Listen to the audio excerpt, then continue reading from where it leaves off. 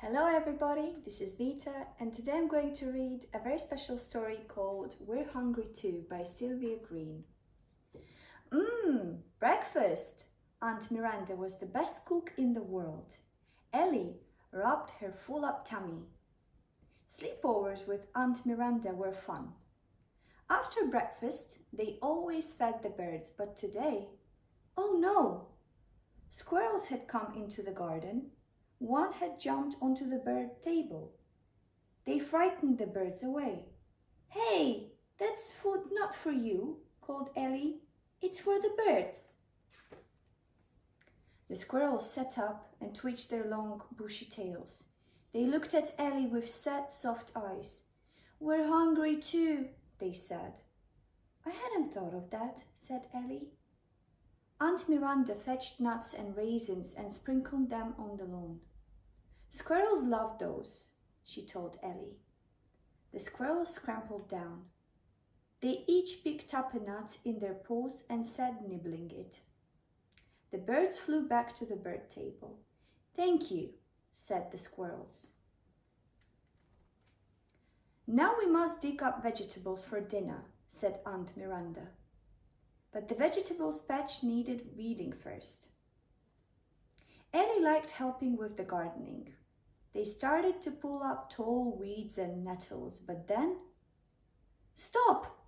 cried Ellie. Ellie had seen something green moving on the stinging nettle, heard a buzzing from the clover, seen a flash of bright orange on the flowers. "Caterpillars," she said. "Bees and butterflies. They're feeding on the nettles and wild flowers." "But I can't have weeds choking my vegetables," said Aunt Miranda. One of the caterpillars looked up from munching on the nettle. The bee stopped buzzing for a moment, and the beautiful tortoise-shell butterfly fluttered her wings at them. "We're hungry too," they all said together. "I hadn't thought of that," said Aunt Miranda. "Can't we leave a small patch just for them?" suggested Ellie. "Good idea," said Aunt Miranda. "We should make room for wildlife." "Thank you," said the caterpillar, the bee, and the butterfly. In the afternoon, they were on their way to feed the ducks when Aunt Miranda saw a cake shop. She gave Ellie some money. "Here, buy yourself a cake for helping me with the garden." "Yum," said Ellie. She loved sweet things. But then, "What's that?" she said. Ellie had spotted a collecting tin a lady was holding. The lady was collecting money for a charity to help children who don't have enough to eat. Ellie pictured the faces of some children she had seen on television. Their eyes seemed to be saying, "We're hungry too." "I hadn't thought of that," said Ellie. She looked at all the delicious cakes in the shop window. Then she remembered the hungry-looking children on the television. Ellie didn't hesitate. She dropped the money into the collecting tin. She didn't need a cake, but the children needed food. The lady gave her a sticker with a picture of two children smiling on it. "Thank you," it said. At the park, the lake had lots of ducks on it, and Ellie saw there were ducklings as well. Several other children were feeding the ducklings. They were so cute. Ellie went to feed them too, but then, oh dear!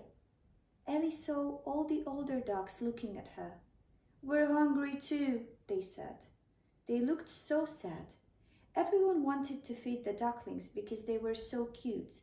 They were ignoring the older ducks. Ellie started to throw food to the older ducks as well. "Don't forget the mums and dads," she called to other children. "They need feeding too." "We hadn't thought of that," said the children. Then all the ducks and ducklings were being fed. A family of swans with their cygnets joined them too. The children fed the older swans as well as the cygnets. "Thank you," they all said. Just up the road from the park, they saw Miss Chandler. She was putting a bowl of food out of her for her cat. But then, oh no! Two scruffy-looking cats appeared and rushed up to the bowl of food. Mrs. Chandler's cat ran away and hid under a bush. Mrs. Chandler tried to shoo the stray cats away. "That's food not for you," she said. The two cats looked up. "We're hungry too," they said. "I hadn't thought of that," said Mrs. Chandler. "They're strays, so they don't have a home," she told Aunt Miranda and Ellie. "But I can't afford to feed them." Aunt Miranda phoned the local animal rescue center, and a man came to pick the cats up. Ellie looked at them kindly. "You'll be taken care of now," she told them, "and have plenty of good food." "Thank you," said the cats. Back indoors, Ellie and Aunt Miranda flopped onto the sofa. I'm tired out," said Ellie. Aunt Miranda kicked off her shoes. "My feet ache." But then, rumble, rumble, rumble. "What's that?" said Aunt Miranda. "It's my tummy," giggled Ellie. Then rumble, rumble, rumble, rumble. "That wasn't me," said Ellie. "No, that's my tummy this time," said Aunt Miranda. "You know what this means?" Ellie thought for a moment and then laughed. "It means we're hungry too." "We've been so busy feeding everybody else that we've forgotten about ourselves," said Aunt Miranda. "I didn't think of that," said Ellie.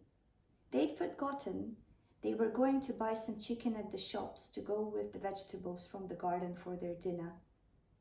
Aunt Miranda used the vegetables to make a delicious vegetable curry instead.